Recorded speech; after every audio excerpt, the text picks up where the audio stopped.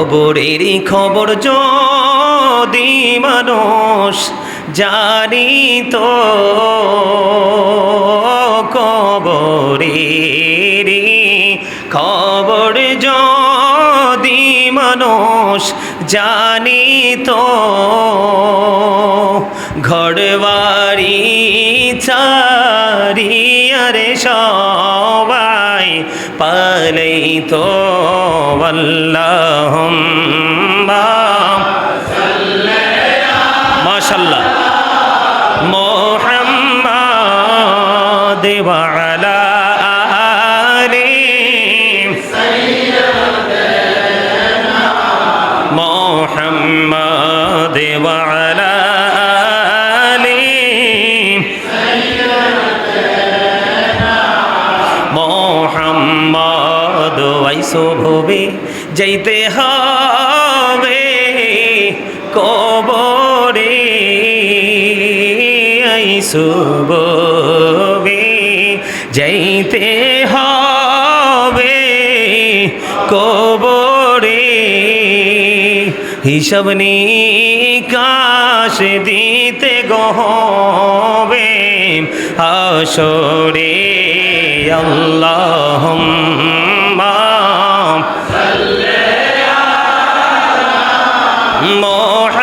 মুহাম্মাদ ওয়া আলা আলি সাইয়্যিদানা মুহাম্মাদ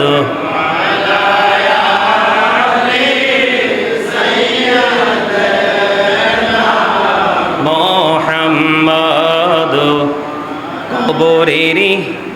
কবরেরই খবর যদি মানুষ জানিত,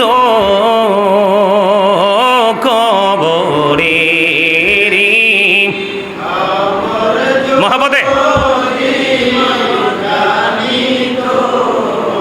ঘরবাড়ি ছাড়িয়ারে সবাই তো। আল্লাহুম্মা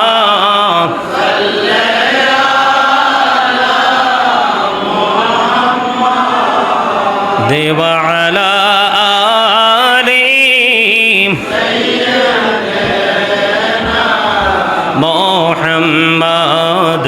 এই দুনিয়ার মুসাফির খানা জানো না, দুনিয়ার মুসাফির খানা জানো না, কত মানুষ আইলো গেল রইল না। আল্লাহুম্মা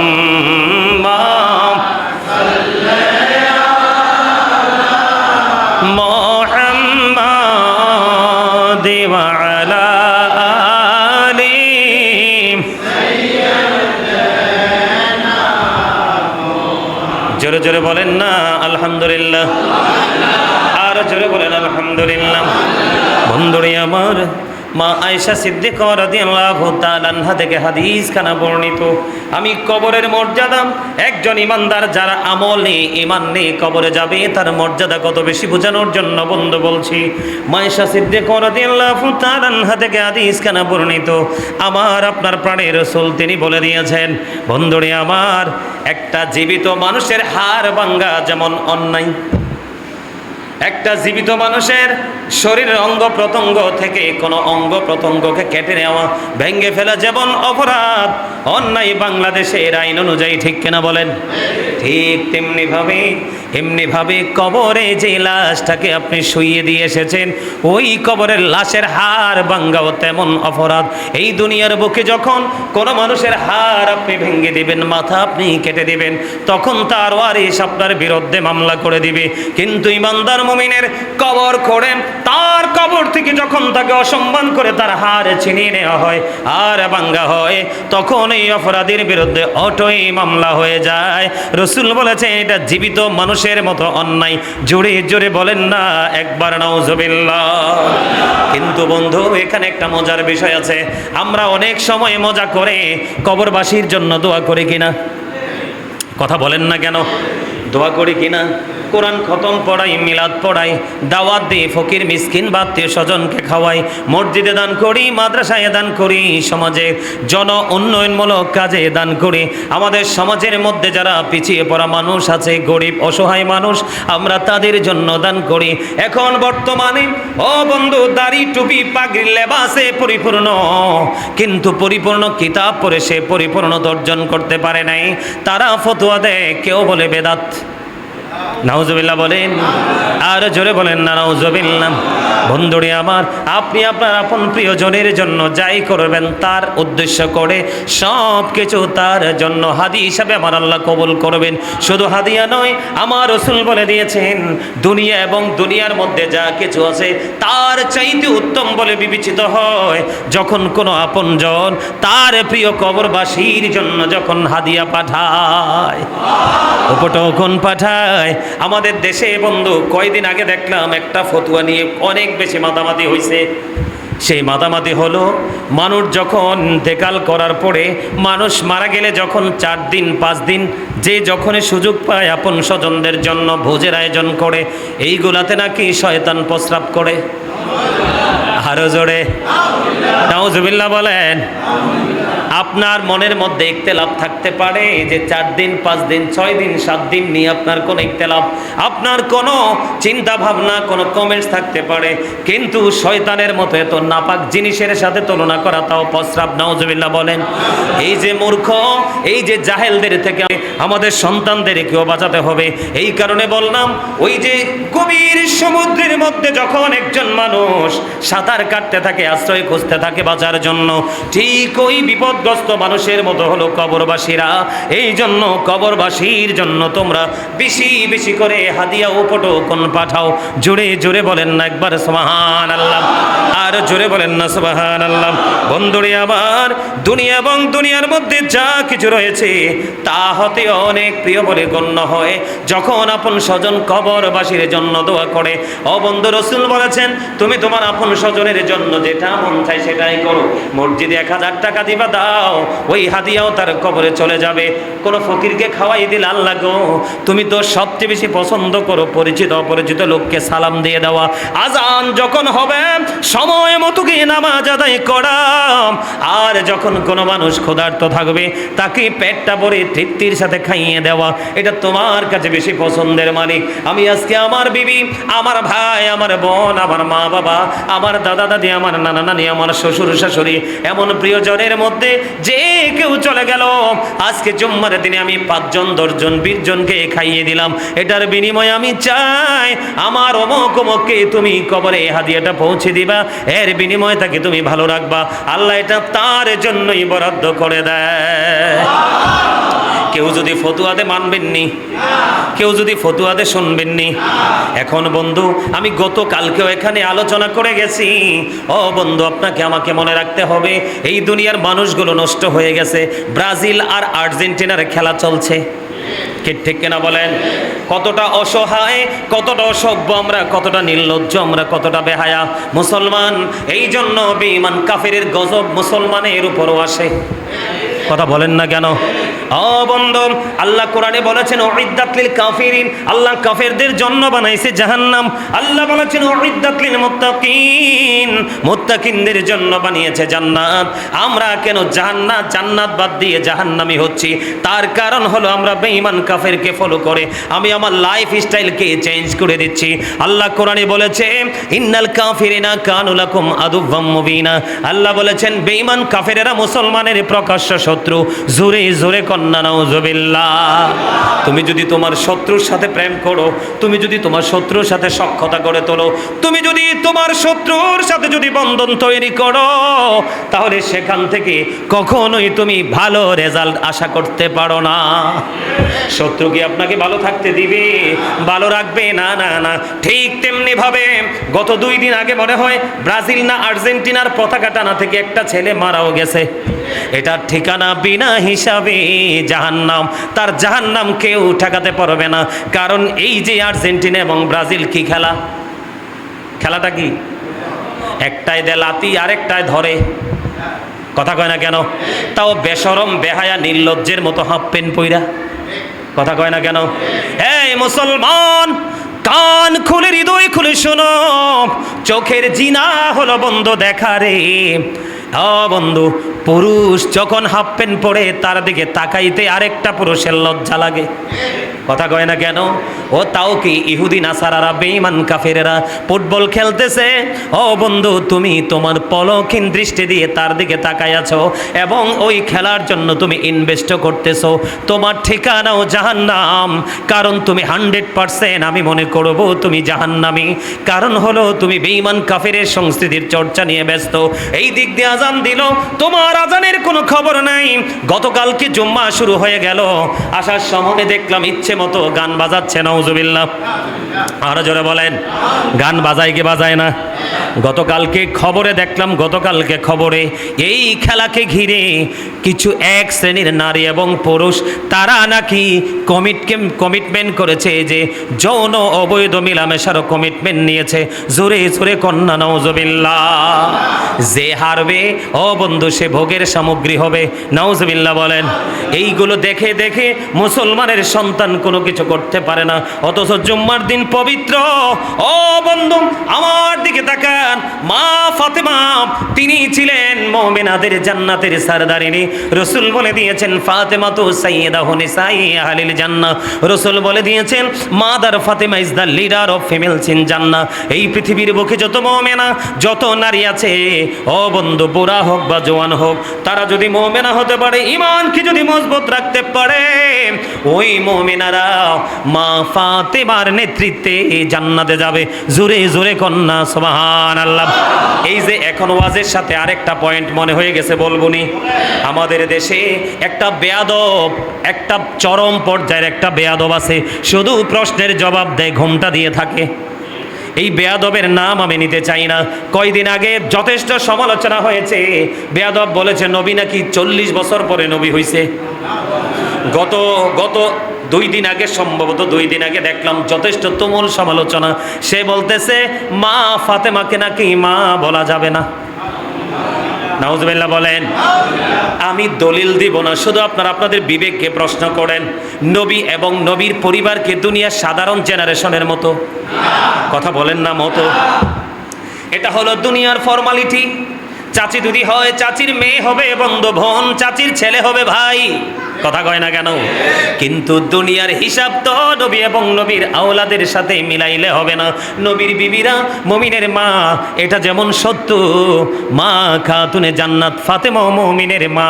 কারণ তুমি দুনিয়ার হিসাবের সাথে তাদের মর্যাদা কম্পেয়ার করার কোনো সুযোগ নাই, ঠিক কিনা বলেন? তা আপনি যদি মা ফাতেমাকে যদি মা না বলেন, কি ডাকবেন? খালা, ফুফু, দাদি, বোন, এটা কি তাদের সাথে যায়? কথা বলেন না কেন? যায়নি, যায় না, যায় না। এই জন্য আবার কেউ কেউ বলে, একজন অন্যায় করলে আরেকজন যখন অনলাইনে জবাব দেয়, কয় হুজুররা কি শুরু করলো, তুমি এত বোকা কেন, তুমি সব বোঝো, কিন্তু এই জায়গায় আসলে তুমি কও হুজুররা মারামারি করছে। 73 দল হবে, ও বন্ধু এর মধ্যে 72 দল যাবে জাহান্নামে, মাত্র একটা মাত্র দল যাবে জান্নাতে। সেই দলের নাম হলো আহলুস সুন্নাত ওয়াল জামাত। কথা কয় না কেন? জান্নাত কি মামার বাড়ির গাছের পাকা কলা যে পাকলো টান দিয়ে নিয়ে আসলাম? নো, ঈমানকে আগে টেকসই করতে হবে। রাসূল এবং রাসূলের আহলে বাইতকে বিন্দু পরিমাণ সম্মান ক্ষুণ্ণ করলে তোমার ঠিকানা হবে জাহান্নাম। বন্ধুরে আমার, মা আয়েশা সিদ্দিকা রাদিয়াল্লাহু তাআলা আনহা, ওনার চাচা হামজা রাদিয়াল্লাহু তাআলা আনহুর কবর জুম্মার দিনে তিনি জিয়ারত করতেন। সুবহানাল্লাহ বলেন। আমরা কত পণ্ডিত, আমরা জুম্মার দিনে রাত হইলে আরে আজকে ছুটির দিন, গান বাদ্যযন্ত্র নিয়ে ব্যস্ত। নাউজুবিল্লাহ বলেন। গান বাদ্যযন্ত্র বিয়েতে মুসলমানিতে বাজানো হয়, এগুলো হলো কিয়ামতের আলামত। যত কিয়ামতের আলামত, কিয়ামত আসার যে যতগুলো আলামত আছে, এর মধ্যে আজকের 2টা জিনিস, একটা হলো মোল্লা। কথা কয় না কেন? দাড়ি, টুপি, পাগড়ি, জুব্বা সব ঠিক থাকবো, কিন্তু আসল জিনিস ঠিক নাই, ঈমান এবং আমল, এই দুটো জিনিস ঠিক নাই। নাউজুবিল্লাহ বলেন। তারা শুধু মন গড়া ফতোয়া দিয়ে সাধারণ মানুষকে বিভ্রান্ত করবে। আপনারা ওই মোল্লাদের কথা গ্রহণ করবেন না, তাইলে ঈমানও শেষ, আমলও শেষ, দুনিয়াও শেষ, আখিরাতও শেষ। আর এটার পাশাপাশি আরেকটা অভিশপ্ত কাজ হলো গান বাদ্যযন্ত্র। রাসূল বলেছেন, the music and musical instrument will be increase. গান বাদ্যযন্ত্র কিয়ামতের পরবক্ষণে বেড়ে যাবে, এটা কিয়ামতের আলামত। আপনি নামাজ পড়ছেন, রোজা রাখছেন, হজ করছেন, যাকাত দিয়েছেন, তারপরেও এগুলো আপনার কোনো কাজে লাগবে না। রাসূল বলেছেন, ওয়াইয়া সুমুন ওয়াইয়া হুজ্জুন ওয়াইউসাল্লুন। আপনি রোজা রেখেছেন, নামাজ পড়েছেন, হজ করেছেন, তারপরেও আপনার ঠিকানা হবে জাহান্নাম। কেন? কারণ আপনি গান বাদ্যযন্ত্র প্রেমিক হয়েছেন। আওয়াজ তুলে বলেন নাউজুবিল্লাহ। এদিকে তাকান, গানের আসরে যাওয়া পাপী লোকের কাজ। গানের আসরে যে কার কাজ? পাপী লোকের কাজ। মন দিয়ে গান শোনা ফাসেকদের কাজ। গান থেকে মজা নেওয়া কুফুরির অন্তর্ভুক্ত। আওয়াজ দিয়ে বলে নাউজুবিল্লাহ। আরো জোরে। গান শোনার পরে বলো ও ফ্যান্টাস্টিক। নাউজুবিল্লাহ কয় না দি? মানে হেতে এত মজা পাইছে, ফ্যান্টাস্টিক বললা দিছে। এই যে গান থেকে যে মজাটা নিল, এটা কুফুরির অন্তর্ভুক্ত। নাউজুবিল্লাহ বলেন। তো এই জন্য আমাদেরকে এই জিনিসগুলোর প্রতি গভীর খেয়াল রাখতে হবে। সম্মানিত উপস্থিতি, আমাদের দেশে জিয়ারত নিয়ে, মুসলমানের কবরকে সম্মান নিয়ে অনেক সমালোচনা আছে। তবে আহলে সুন্নাত ওয়াল জামাতের একটা নাখান্দা নরমাল একজন গোলামও কখনো নবীর আইনের বহির্ভূত কাজ করে না। ঠিক না বলেন? আরো জোরে বলেন। আপনার আমার মধ্যে গুনাহ থাকতে পারে, ত্রুটি থাকতে পারে, কিন্তু তারপরে আহলে সুন্নাত ওয়াল জামাত হলো জান্নাতি দল। সুবহানাল্লাহ বলেন। মা আয়েশা সিদ্দিকা রাদিয়াল্লাহু তাআলা আনহা গভীর রজনীতে, আজকে নবীজি মা আয়েশার বিছানায়, কিন্তু গভীর রজনীতে চেয়ে দেখে আমার রাসূল নাই। তিনি পাগল হয়ে গেলেন, আমার নবী কোথায় গেলেন? হাদিস শরীফের মধ্যে আসছে, তিনি ভাবতেছেন আমার রাসূল মনে হয় অন্য কোনো বিবির ঘরে চলে গেছে। সুবহানাল্লাহ বলেন না? তিনি ভাবতেছেন, কিন্তু না, তিনি খুঁজতে খুঁজতে খুঁজতে খুঁজতে তিনি গিয়ে দেখলেন আমার নবীজি জান্নাতুল বাকিতে জিয়ারত করতেছে। আরে যারা সুবহানাল্লাহ। আপনার আমার জিয়ারতের দরকার আছে না নাই? ধরেন অনেক সন্তান আছে না পৃথিবীতে, বাবাও ছিল, মাও ছিল, তাদেরকে আদর করতে পারে নাই, ভালোবাসতে পারে নাই, তারা যেমনটি চেয়েছিল ঠিক তেমনভাবে তার সেবা করতে পারে নাই। এখন সেই সন্তান কি করবে? রাসূল বলেছেন, তোমার বাবা মা দুজন চলে গেছে, অথবা একজন চলে গেছে, একজন দুনিয়াতে আছে। তোমরা আর কোনো দিন যদি না পারো, জুম্মার দিন জুম্মার নামাজ শেষে তাদের জিয়ারত করে দাও। আমার আল্লাহ তোমাকে পিতামাতার বাধ্য সন্তান হিসাবে কবুল করে নেবে। জোরে কন্যা সুবহানাল্লাহ। আমরা আপন স্বজনদের জন্য জিয়ারত করব তো? কথা বলেন। হাদিয়া পাঠাবো তো? শুধু আমরা না, সুন্নি জামাত, এই বাবা কঠোর সুন্নি, কিন্তু ছেলে হয়ে গেছে পথভ্রষ্ট। কিন্তু এটা কেন? কারণ বাবা তার দায়িত্ব সঠিকভাবে পালন করতে পারে নাই, সন্তানের দিকে নজর রাখতে পারে নাই। আমরা যেন আমাদের সন্তানদেরকে আহলুস সুন্নাত ওয়াল আকীদায় পরিপূর্ণ আকীদা সম্পন্ন করতে পারি, বিশেষ করে কবরকে, মুসলমানের কবরকে সম্মান করতে পারি, আপন স্বজনের কবর জিয়ারত করতে পারি, এবং দুনিয়ার বুকে থেকে আমরা যেন আমাদের পূর্বপুরুষ যারা চলে গেছে তাদের জন্য হাদিয়া পাঠাতে পারি, এবং আমরা চলে যাওয়ার আগে আমরা আমাদের নেক্সট যে জেনারেশন, পরবর্তী প্রজন্ম, আমরা যেন তাদেরকেও আমরা চলে যাওয়ার পরে আমাদের জন্য হাদিয়া পাঠানোর টেকনিক শিখাতে পারি। আল্লাহ যেন আমাদেরকে সেই বুঝ এবং তৌফিক দান করে। সকলে বলেন আমিন। এই বলে আমি আমার সংক্ষিপ্ত আলোচনা শেষ করেছি। আখিরি দাওয়ানা আনিল হামদুলিল্লাহি রাব্বিল আলামিন।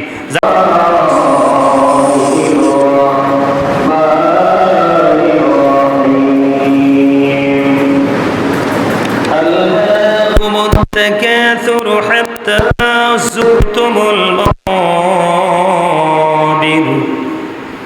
كلا سوف تعلمون ثم كلا سوف تعلمون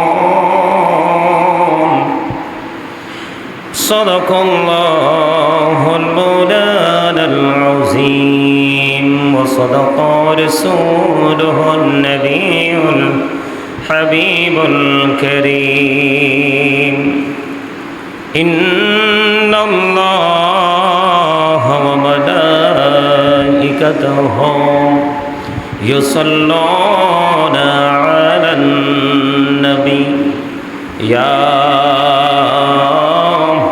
أيها الذين آمنوا صلوا عليه وسلموا تسليما يا اللهم صل على مولانا محمد وعلى آل سيدنا محبته محمد اللهم صل على مولانا محمد وعلى آل سيدنا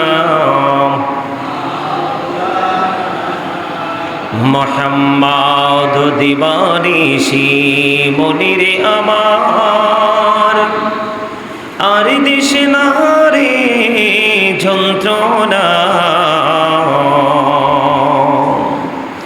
ধনী যদি হইতাম ধনী যাইতাম সোনার মদিনায় আল্লাহুম্মা সাইয়্যিদিনা মাওলানা মুহাম্মদ ওয়া আলা আলি মাওলানা মুহাম্মদ লা ইলাহা ইল্লাল্লাহ লা ইলাহা ইল্লাল্লাহ লা ইলাহা ইরে কত সুন্দরী মদিনা কেমনে যাব জানি না রে কত সুন্দর মদিনা কেমনে যাব জানি না রে দয়া করো দয়াল আল্লাহ দয়া করো নসিব করো মদিনা লা ইলাহা ইল্লাল্লাহ লা ইলাহা ইল্লাল্লাহ লা ইলাহা ইল্লাল্লাহ লা ইলাহা ইল্লাল্লাহ লা ইলাহা ইল্লাল্লাহ লা ইল্লাল্লাহ মুহাম্মাদুর রাসূলুল্লাহ সাল্লাল্লাহু আলাইহি ওয়াসাল্লাম আল্লাহ আল্লাহ আল্লাহ আল্লাহ আল্লাহ আল্লাহ আল্লাহ আল্লাহ আল্লাহ আল্লাহ পাগল পারা মনটা শুধু খুঁজে দিবানিশি কেমন করে বলবো গো দয়াল কেমন করে বলবো গো দয়াল তোমায় ভালোবাসি আল্লাহ আল্লাহ আল্লাহ আল্লাহ লা ইলাহা ইল্লাল্লাহ মুহাম্মাদুর রাসূলুল্লাহ সাল্লাল্লাহু আলাইহি ওয়াসাল্লাম। উপস্থিত সম্মানিত মুআজ্জাজ মুহতারাম, আসসালামু আলাইকুম ওয়া রাহমাতুল্লাহি ওয়া বারাকাতুহু। আমরা আল্লাহ রাব্বুল আলামিনের দরবারে লক্ষ কোটি শুকরিয়া জ্ঞাপন করছি যে মহান রাব্বুল আলামিন আজকে পবিত্র জুম্মার দিনে, দোয়া কবুলের দিনে, গুনাহ মাফের দিনে, রহমত বরকতের দিনে, মুমিনের ঈদের দিনে, গরিবের হজের দিনে আল্লাহ রাব্বুল আলামিন আমাদেরকে আল্লাহর ঘর জান্নাতের বাগান বাইতুল্লাহতে আসার বসার তৌফিক দিয়েছেন এবং আল্লাহর হাবিবের শানে কয়েক মর্তবা দরুদ ও সালাম এবং আল্লাহর জিকির করার তৌফিক আল্লাহ আমাদেরকে দিয়েছেন। সেই শুকরিয়া তার সকলে একবার পড়ুন আলহামদুলিল্লাহ, আর জোরে পড়ুন আলহামদুলিল্লাহ। সম্মানিত উপস্থিতি, আজকে আমি যে বিষয়টা নিয়ে আলোচনা করব সে আলোচ্য বিষয় হলো মুসলমানের কবর, ইমানদারদের কবর। এই কবরকে কিভাবে মূল্যায়ন করতে হবে, কবরকে নিয়ে কীভাবে ভাবতে হবে, কীভাবে কবর জিয়ারত করতে হবে সে বিষয় নিয়ে আলোচনা করব। কারণ বর্তমানে যতগুলো ফিতনার বিষয় আছে, যতগুলো বিষয় নিয়ে ফিতনাবাজি চলছে, এর মধ্যে একটা কবর জিয়ারতও আছে না? আপনাদের এলাকায় হয়তো বা নাই, কিন্তু বাংলাদেশের বিভিন্ন জায়গায় অনেক ধরনের ফিতনা আছে কবর জিয়ারত নিয়ে, কবরে বিচরণ নিয়ে। তো সেই বিষয়টা নিয়ে আমি আজকে একটু আলোচনা করব। প্রথমে শুকরিয়া জ্ঞাপন করছি আল্লাহ রাব্বুল আলামিনের দরবারে। আপনারা সকল একবার বলুন আলহামদুলিল্লাহ। আলহামদুলিল্লাহিল্লাযী খালাকাল মাউতা ওয়াল হায়াতা লিয়াবলুওয়াল ইবাদা আইয়ুহুম আহসানু আমালা।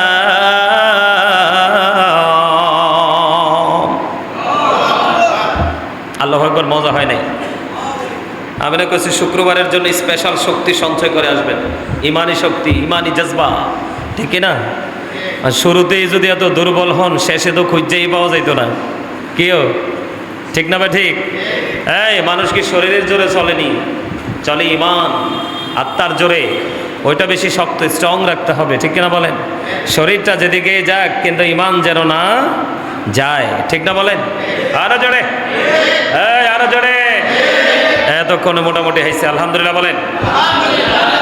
সমস্ত প্রশংসা আল্লাহ রাব্বুল আলামিনের জন্য, যিনি মৃত্যু দিয়েছেন, জীবনকেও সৃষ্টি করেছেন। একবার বলেন, আর জোরে বলেন আল্লাহু আকবার। খালাকাল মাউতা ওয়াল হায়াত, যিনি মৃত্যু সৃষ্টি করেছেন, জীবনও সৃষ্টি করেছেন। জোরে জোরে কন্যা সুবহানাল্লাহ।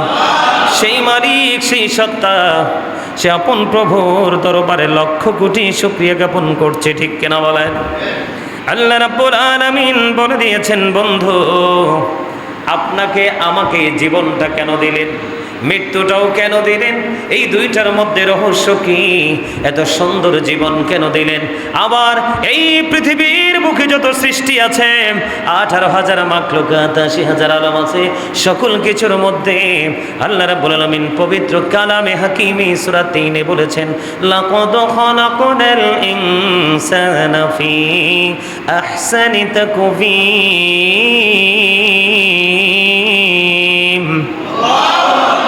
আল্লাহ রাব্বুল আলামিন বলে দিয়েছেন, মানুষকে অত্যন্ত সুন্দর করে তিনি সৃষ্টি করেছেন। এত সুন্দর, ও বন্ধুগো, এত সুন্দর করে তিনি মানুষকে সৃষ্টি করেছেন, যার সাথে সৃষ্টির কোনো কিছুকে কোনো তুলনা করা চলে না। শুধু এখানেই ক্ষান্ত নয়, কোরআন শরীফের 30 পারায় আপনারা দেখবেন, আমি বেশি বেশি করে যেই সূরাটা দিয়ে নামাজ পড়ি, ইদাস সামাউ ফাতারাত ওয়া ইদাল কাওয়াকিবু انتثرت وإذا البحار فجرت وإذا القبور بعثرت علمت نفس ما قدمت وأخرت يا أيها الإنسان ما غرك بربك الكريم। আছে না নাই? আরো জোরে বলেন না, আছে না নাই? আল্লাহ রাব্বুল আলামিন এই সূরাতে অত্যন্ত চমৎকার ভাবে তিনি বলে দিয়েছেন, ফি আইয়ি সূরাতিম মা শাআ রাক্কাবাক। আল্লাহু আকবার। আল্লাহ রাব্বুল আলামিন সূরা 3 বলেছে, মানুষ অত্যন্ত সুন্দর করে তিনি বানিয়েছেন। সূরা ফিতরের মধ্যে তিনি বলে দিয়েছেন, মানুষকে ওনার মন মতো করে বানাইছে। জোরে জোরে কন্যা সুবহানাল্লাহ। ও বন্ধু, এই পৃথিবীর ভূমির মুসলমানগুলো কেউ কি কোনোদিন চিন্তা করেছে, কেন রে আমাদেরকে এত সুন্দর করে বানালেন? কেনই বা অন্য সব কিছুর চাইতে তিনি ব্যতিক্রম বানালেন? কেনই বা তিনি আমাদের জন্য আবার মৃত্যুর ব্যবস্থা করলেন? এই মৃত্যুর ব্যবস্থা করার পরে আবার কেন তিনি পুনরায় আমাদেরকে জীবিত করার সিস্টেম রেখে দিলেন? জীবিত করার পরে, পুনরুত্থানের পরে আবার কেন তিনি বললেন, ইন্নাল্লাহা সারিউল হিসাব, Allah is quick to take account? Allah কেন বললেন? ও বন্ধু, আল্লাহ রাব্বুল আলামিন কেন বললেন? আল্লাহ আমাদের হিসাব গ্রহণে অত্যন্ত তৎপর। আমি যদি এখান থেকে বের হয়ে যাই, আমার রাসূল আবার কেনই বা বললেন, আল কবর রাউজাতুম মির মির রিয়াদিল জান্নাতি আও হুফরাতুম মিন হুফারিন নার। আমার আল্লাহ আবার কেন আমার রাসূল জানিয়ে দিলেন, হাদিস শরীফের মধ্যে এসেছে, রাসূল বললেন কবরটা দুইটা রূপে রূপান্তরিত হবে। কারো কারো জন্য কবরটা জান্নাতের বাগান হবে, আবার কারো কারো জন্য কবরটা হয়ে যাবে জান্নাত। জোরে জোরে একবার বলেন না আল্লাহু আকবার, একবার বলেন না সুবহানাল্লাহ।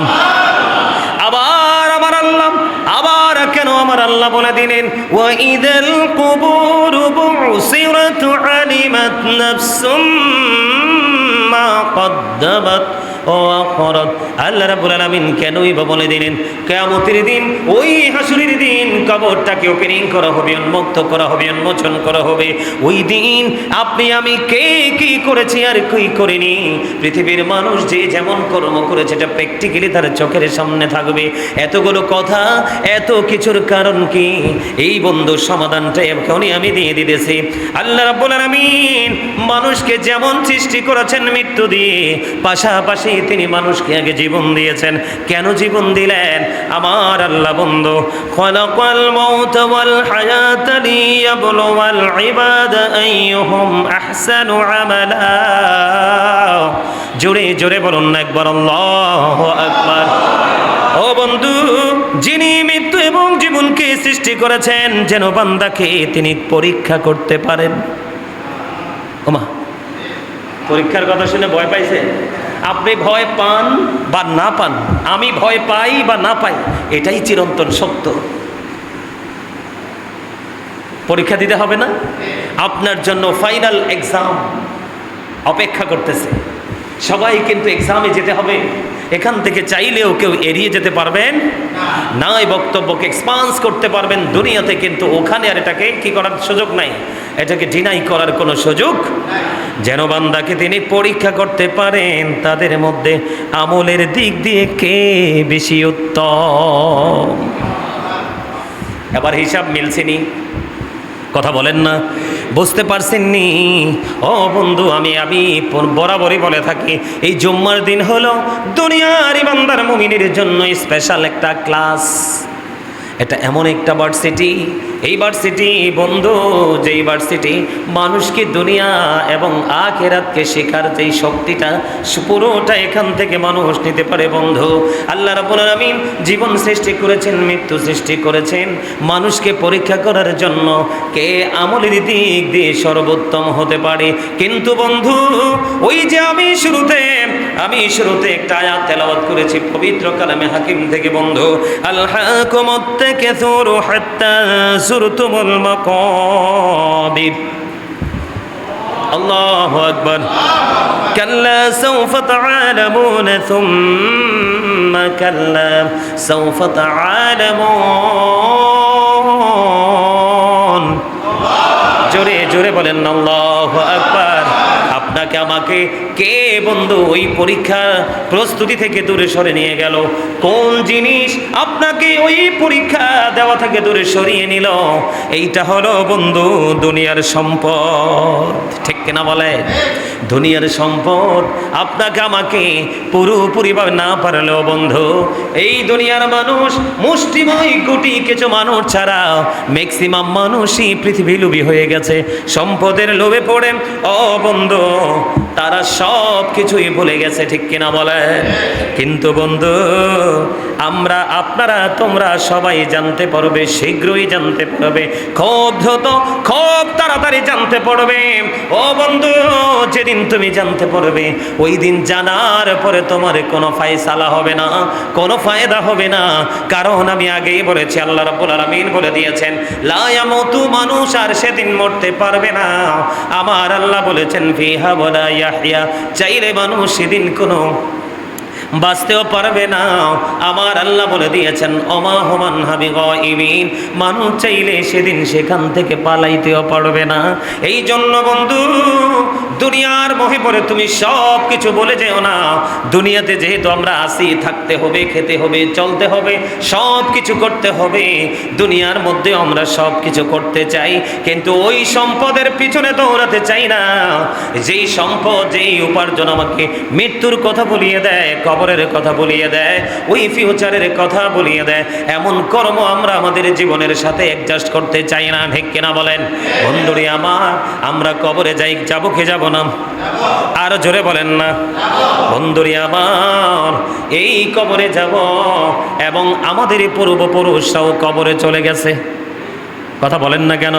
আমাদের পূর্বসূরি যারা ছিলেন তারাও বন্ধু কবরে চলে গেছে, ঠিক কিনা বলেন? বন্ধুরে আমার, কবর এমন একটা গুরুত্বপূর্ণ জায়গা, এমন একটা সম্মানের জায়গা। মুসলমানের ও বন্ধু ঈমানকে মৃত্যুর কথা স্মরণ করিয়ে দেওয়ার একটা জায়গা। ওই কবর যেখানে থাকুক, ওই কবরকে অসম্মান করা যাবে না, এটাকে সর্বোচ্চ মর্যাদা দিতে হবে। কেননা ও বন্ধু, কবরকে পদদলিত করা, কবরের উপর বসা, কবরের উপর ঘুমানো, ও বন্ধু, সব ধরনের কর্মকাণ্ড এগুলো মাকরুহে তাহরিমি, তার মানে হারামের অন্তর্ভুক্ত। তাহলে বোঝা যায় কবরকে সর্বোচ্চ মূল্যায়ন করতে হবে, ঠিক কিনা? আমরা কি করিনি? এলাকায় ধরেন গাছের নিচে একটা কবরস্থান আছে, কিছু অসভ্য মহিলা আছে বন্ধু, তারা কোনো কিছুর পরোয়া করে না, ঝাড়ু নিয়ে চলে যায়, কবর থেকে পাতা কুড়াই নিয়ে আসে। আছে না নাই? কেন করে? কারণ কেউ ইচ্ছে করে, আর ম্যাক্সিমাম লোকই জানে না কবর যে কত দামি। বলে হুজুর কেন? কবরের পাশে দিয়ে যখন কোনো মানুষ যায়, পরিচিত যদি হয়, আপনি যদি সালাম দেন, আসসালামু আলাইকুম ইয়াহলাল কবর, সালাম দিতে হয় কি হয় না? কথা বলেন না কেন? যদি সে আপনার পরিচিত হয়, তারপরেও সে আপনার সালামের জবাব সালামের শুনতে পায়, ও বন্ধু। আর যদি সে অপরিচিত হয়, তারপরেও সে সালাম শুনতে পায়। সুবহানাল্লাহ বলেন। তাহলে কবরে যারা আছে তারা মৃত নয়, ও বন্ধু, তারা সিস্টেমের বেড়াজালে আটকেছে। কার? আল্লাহর। কথা বলেন না কেন? আমাদের দেশে এই মানুষ যখন কবরে যায়, কবর জিয়ারত করার ক্ষেত্রে মানুষ কিছু ভুল করে, আছে না নাই? যেমন এখানে যে গোরস্থানটা আছে, অনেক গোরস্থান আছে, এলোমেলো আছে বন্ধু। এই গ্রামের পাশের গ্রামের মানুষ রাস্তায় দাঁড়িয়ে কিন্তু সে জিয়ারত করতে পারবে না, ঠিক কিনা বলেন?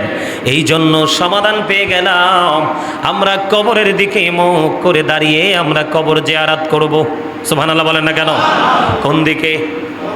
ধরেন আপনাদের এই যে গোরস্থানটা আছে, রাস্তা থেকে দাঁড়িয়ে বন্ধু কবর জিয়ারত করতে পারছি না, এখন আমি এমন একটা জায়গায় যেতে হবে যেই দিকে আমার কাবা আমার পিছনে পড়ে যায়, কিন্তু আমার যে আপনজন তার কবরটা আমার এই দিকে। জিয়ারত করতে হলে কোরআন হাদিসের আইন অনুযায়ী বন্ধু আমি তার দিকে ফিরে জিয়ারত করব। এই জিয়ারত করতে গিয়ে যদি কাবা যদি পিছনে পড়ে যায়, কোনো সমস্যা নাই, তুমি তোমার আপনজনকে সামনে রেখে জিয়ারত করো। সুবহানাল্লাহ বলেন। এটা কিন্তু গুরুত্বপূর্ণ একটা মাসালা বন্ধু, এটা কিন্তু গুরুত্বপূর্ণ একটা সমাধান। অনেকেই মনে করেন যে কাবাকে পিছনে দিয়ে জিয়ারত করা যায় না। না না না, ও বন্ধু, কাবাকে পিছনে দিয়ে জিয়ারতের ক্ষেত্রে জায়েজ আছে, এটা না জায়েজ না। কিন্তু কবরের দিকে দাঁড়িয়ে বা বসে নামাজ পড়া জায়েজ নাই। কি করা জায়েজ নাই? কবরের দিকে মুখ করে, ও বন্ধু, কবরের দিকে মুখ করে নামাজ পড়া জায়েজ নাই। নামাজ পড়া যাবে না।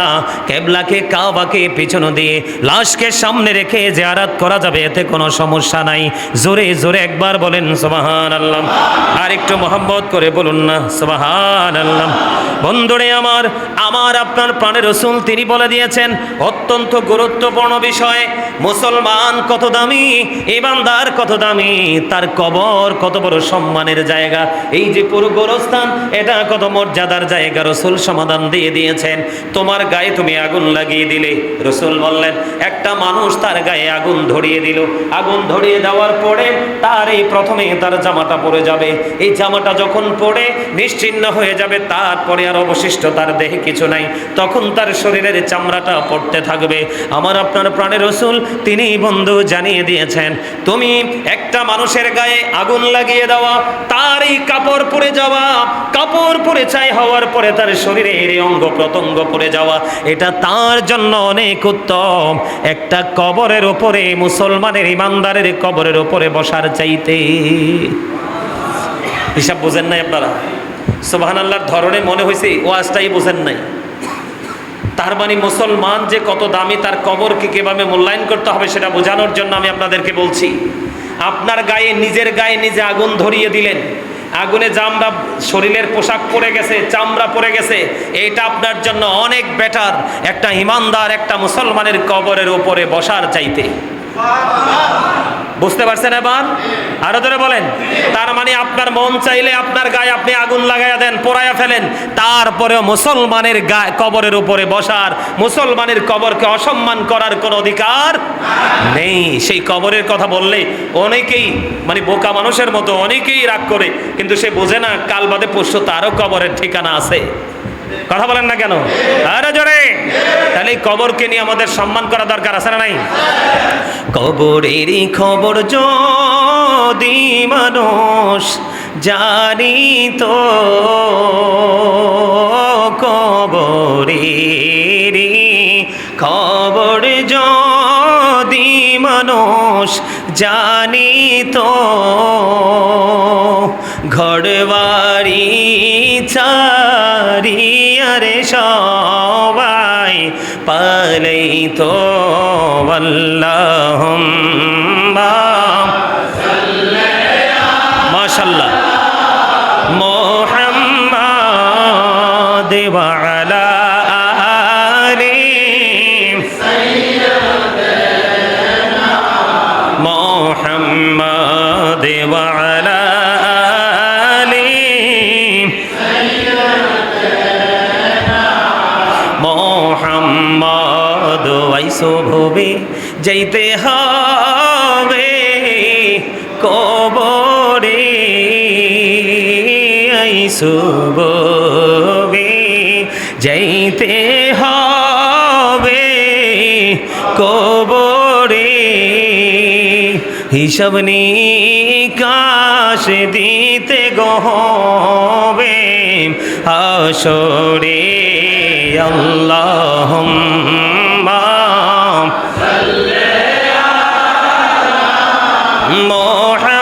মুহাম্মাদ ওয়া আলা আলি সাইয়্যিদানা মুহাম্মাদ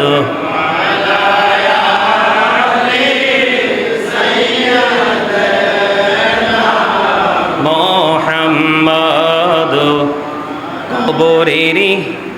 কবরেরই খবর যদি মানুষ জানিত, কবরেরই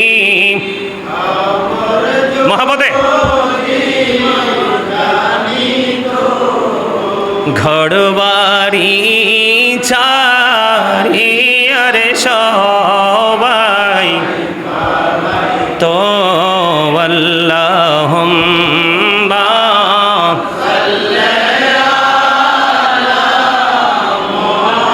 মুহাম্মাদ ওয়া আলা আলি সাইয়্যিদানা মুহাম্মাদ। এই দুনিয়ার মুসাফির খানা জানো না, দুনিয়ার মুসাফির খানা জানো না, কত মানুষ আইলো গেল রইল না। আল্লাহুম্মা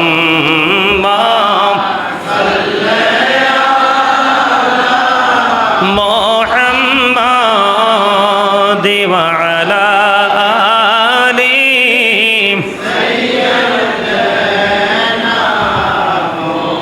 জোরে জোরে বলেন না আলহামদুলিল্লাহ। আর জোরে বলেন আলহামদুলিল্লাহ। বন্ধুরে আমার, মা আয়েশা সিদ্দিকা রাদিয়াল্লাহু তাআলা আনহা থেকে হাদিস খানা বর্ণিত। আমি কবরের মর্যাদা, একজন ইমানদার যারা আমল নেই, ঈমান নেই, কবরে যাবে তার মর্যাদা কত বেশি বোঝানোর জন্য বন্ধু বলছি। মা আয়েশা সিদ্দিকা রাদিয়াল্লাহু তাআলা আনহা থেকে হাদিস খানা বর্ণিত।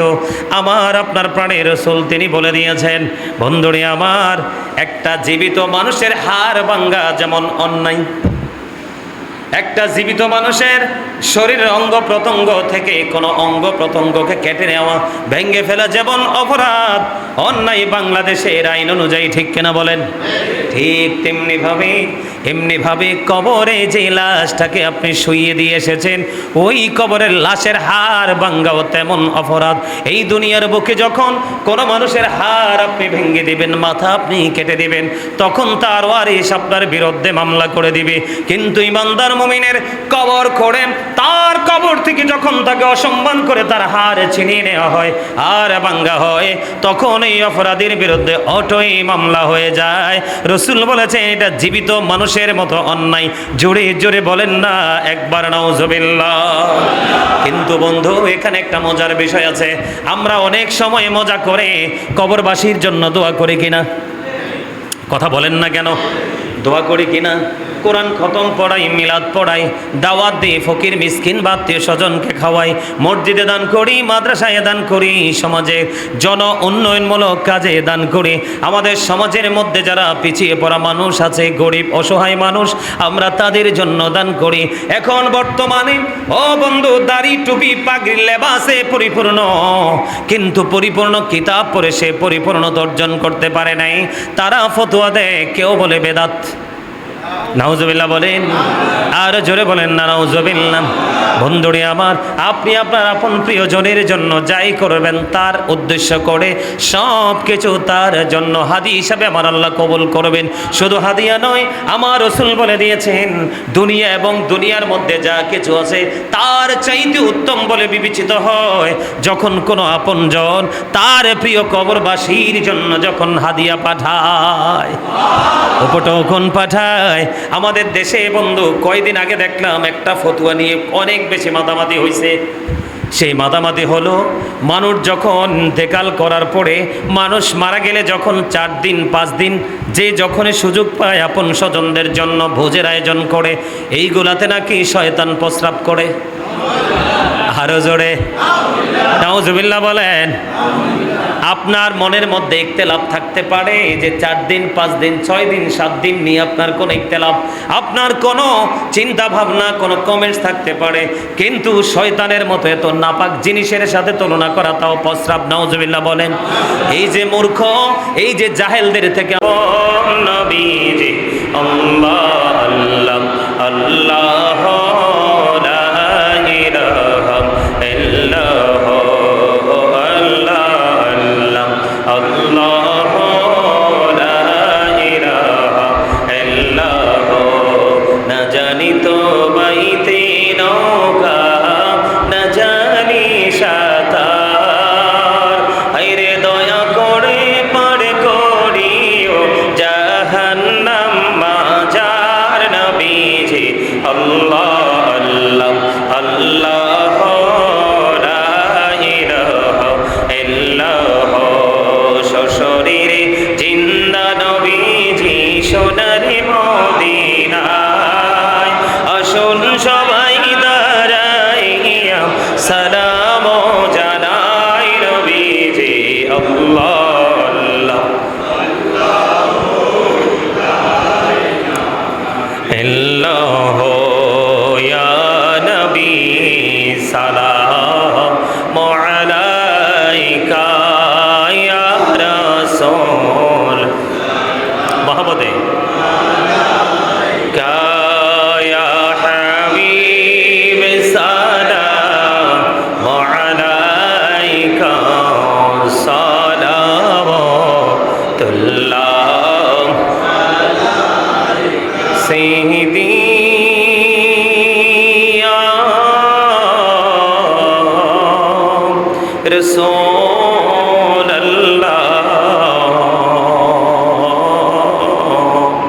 ওয়া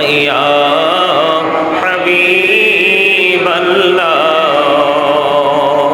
নবী গো সালাম হাজার বার, রাসূল গো সালাম লাখো বার, জানাই যে সালাম কোটি বার, তার তোরে শোকর হাজার বার। ইয়া নবী সালাম আলাইকা ইয়া রাসূল সালাম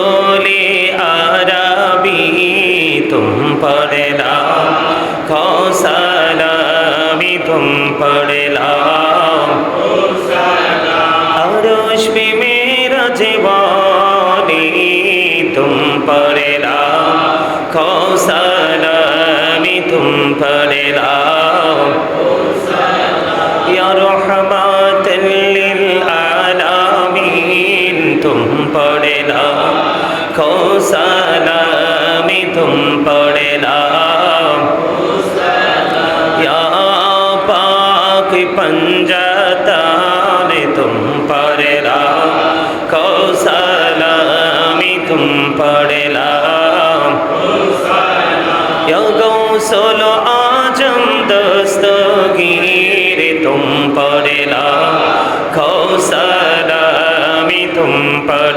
लाखो सलाम या खाजा अजमेरी तुम पर लाखो सलामी तुम पर लाखो सलाम या शहजालाल यामानी तुम पर लाखो सलामी तुम पर लाखो सलाम या शहीन शाही गजपोरी तुम पर लाखो सलामी तुम पर लाखो सलाम प्राणीर मुर्शिद बगदादी तुम पर लाखो सलामी तुम पर लाखो सलाम या कुल्लो औलिया तुम पर लाखो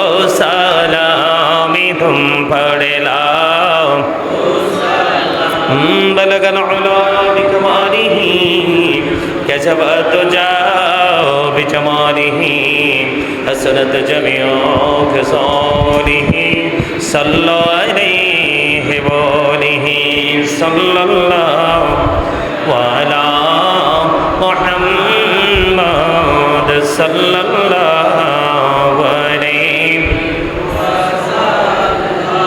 सल्लल्लाहु मुहम्मद सल्लल्लाहु अलैहि अस्सलातु वस्सलामु अलैका रसूलल्लाह अस्सलातु वस्सलामु अलैका हबीबल्लाह अस्सलातु वस्सलामु अलैका शाफिउल मुजरिमीन अस्सलातु वस्सलामु अलैका रहमतल लिल आलामीन अस्सलातु वस्सलामु अलैका या नूरुल्लाहि व जौहरुल अव्वल अरनी बिजमालिका या रसूलल्लाह সকল যারা দিনে পড়ছিল ফাতিহা শরীফ তিনবার সুরা ইখলাস শরীফ কয়েকবার দরুদ শরীফ পড়ো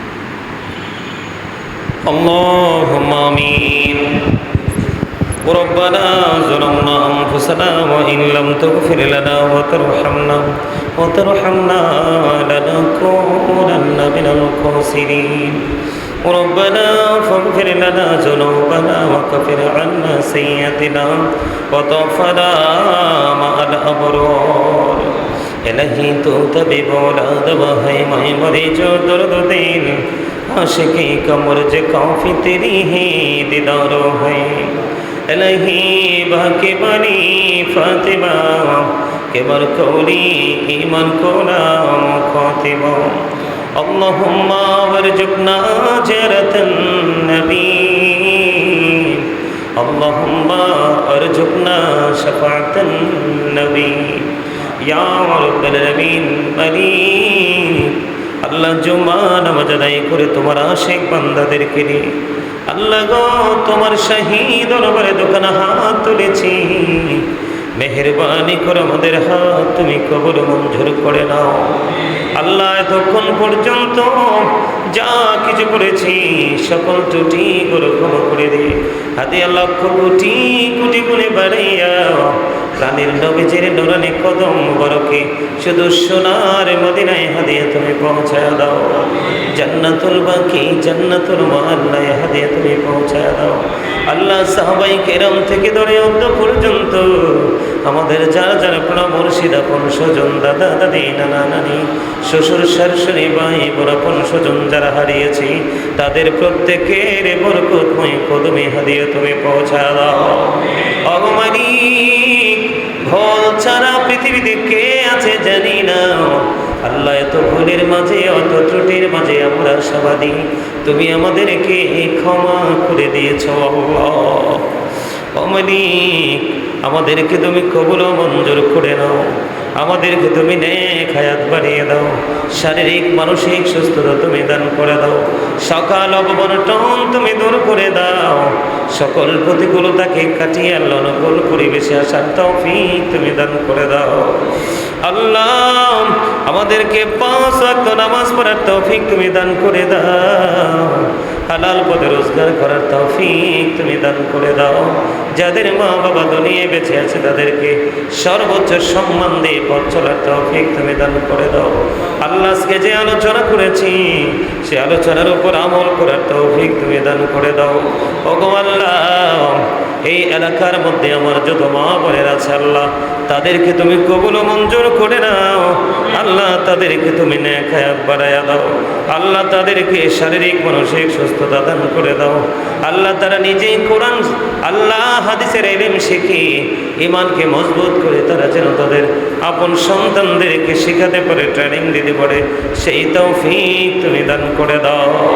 অগমানিক এই যে মসজিদে বসে বসে তোমার কাছে দরখাস্ত করছি এই মসজিদের মধ্যে আল্লাহ আল্লাহ গো জায়গা দিয়ে টাকা দিয়ে পয়সা দিয়ে অর্থ দিয়ে বুদ্ধি দিয়ে শ্রম দিয়ে সার্বিক সহযোগিতার মাধ্যমে আল্লাহ যারা এই জান্নাতের বাগান সাজিয়েছে মেহেরবানি করে যারা চলে গেছে তাদের কবরে হাদিয়া পৌঁছে দাও।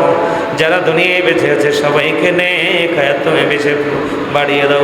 বিশেষ করে আমাদের মুতাল্লি সাহেব এবং ওনার আওলাদদেরকে তুমি কবুল মঞ্জুর করে নাও ইয়া রাব্বুল আলামিন। বিশেষ করে আল্লাহ আজকে যতগুলো মানুষ দোয়া চেয়েছেন প্রত্যেকটা মানুষের দোয়াগুলো তুমি কবুল করে নাও আল্লাহ।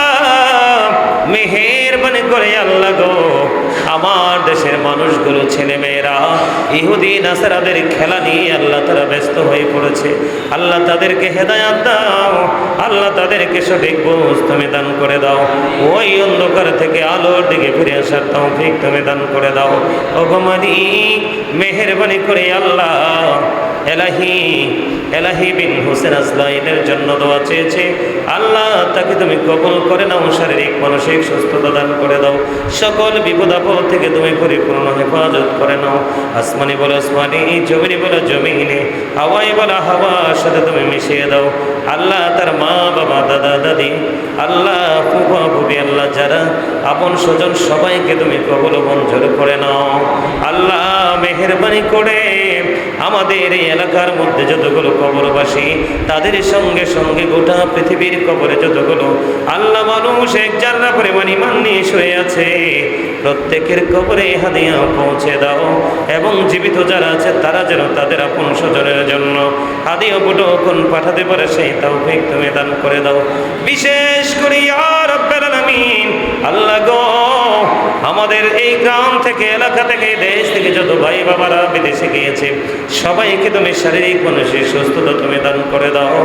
আল্লাহ যার যত সমস্যা আছে সকল সমস্যার সমাধান তুমি করে দাও। আল্লাহ গোটা পৃথিবী থেকে গোটা দুনিয়া থেকে অসংখ্য মানুষ দোয়ার প্রার্থী হয়েছে সবাইকে তুমি কবুল করে নাও। যে আশা নিয়ে দোয়া চেয়েছে প্রত্যেকের মনের আশা তুমি পুরা করে দাও। রব্বি রহমহুমা কামা রব্বায়ানি সগীরা রব্বি রহমহুমা কামা রব্বায়ানি সগীরা। মরার আগে সোনার মদিনা তুমি দেখাইও। মৃত্যুর দশার আগে জীবনের গুনাহগুলো তুমি মাফ করে দিও। যেদিন আখির বিছানায় শৈব মালিক ওই কঠিন বিপদের দিনে প্রাণের নবীজির নুরানি চেহারা মোবারক দেখায় দেখাইয়া আমাদের প্রত্যেকের জবানি ও কলবে জারি করে দিও মধুর কালিমাটুকু লা ইলাহা ইল্লাল্লাহু মুহাম্মাদুর রাসূলুল্লাহ।